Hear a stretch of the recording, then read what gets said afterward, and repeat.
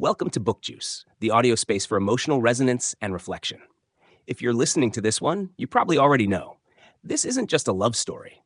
It Ends With Us is one of those books that makes you feel everything: love, hope, guilt, rage, grief, and then leaves you asking, what would I have done in her place? If this story hit close to home for you or opened your eyes to a different kind of strength, drop a comment. When is love not enough? And how do you know when it's time to walk away? The story centers on Lily Bloom, a young woman trying to rebuild her life after the death of her abusive father. She's determined not to repeat her mother's past. She moves to Boston, opens her dream flower shop, and tries to bloom into the kind of woman who creates beauty from pain.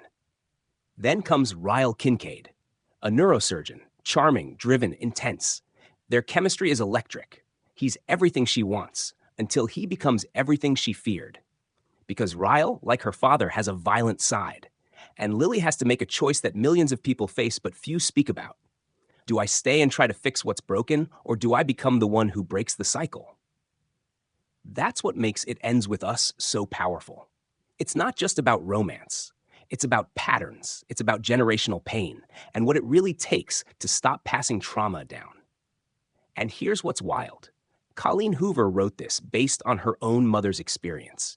So when you read Lily's fear, her hesitation, her longing for things to be different, that's not fiction.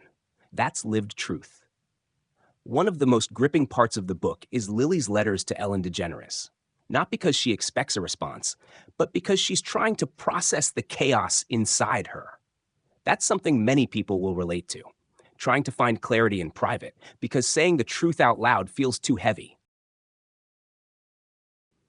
But here's the thing. Love isn't a reason to stay when your safety is at risk. Love isn't supposed to hurt that way. This book shows us that leaving isn't weakness, it's power. It's not the absence of love that makes someone walk, it's the presence of self-respect. Let's reflect on a few lines that stayed with us. There is no such thing as bad people. We're all just people who sometimes do bad things. This line is complicated, and that's why it's real. Hurt people often hurt others, but that doesn't excuse the damage. It stops here, with me and you. It ends with us. This is the heartbeat of the book. It's about saying no more. No more pain disguised as love. No more silence. Sometimes the one who loves you is the one who hurts you the most. Let that land.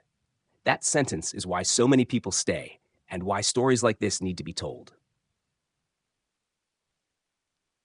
Juice drop.